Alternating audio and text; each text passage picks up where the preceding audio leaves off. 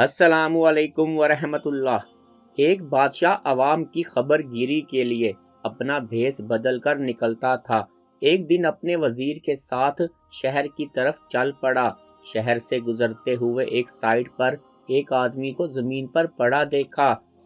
بادشاہ ان کے پاس پہنچا اور اس کو ہلا کر اٹھانا چاہا، لیکن وہ نہیں اٹھا کیونکہ وہ مر چکا تھا۔ بادشاہ کو اس بات پر حیرت بھی ہوئی اور غصہ بھی آیا کہ راستے پر آدمی مرا ہوا پڑا ہے، کوئی اس کو اٹھانے والا اور پوچھنے والا نہیں ہے۔ بادشاہ نے لوگوں کو مدد کے لیے آواز دی۔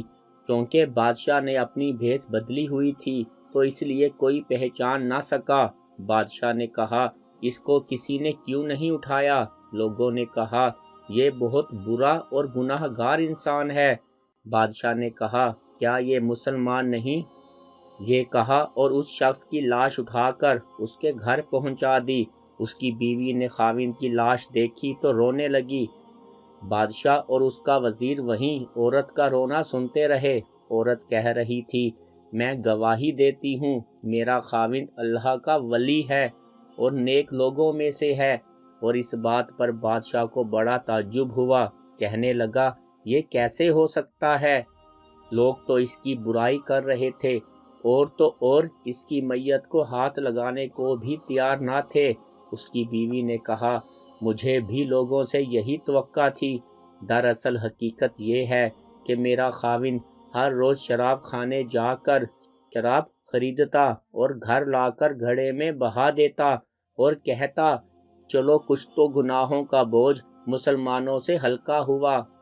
اسی طرح رات کو ایک بری عورت کے پاس جاتا اور اس کو ایک رات کی اجرت دے دیتا اور کہتا کہ اپنا دروازہ بند کر لے، کوئی تیرے پاس نہ آئے۔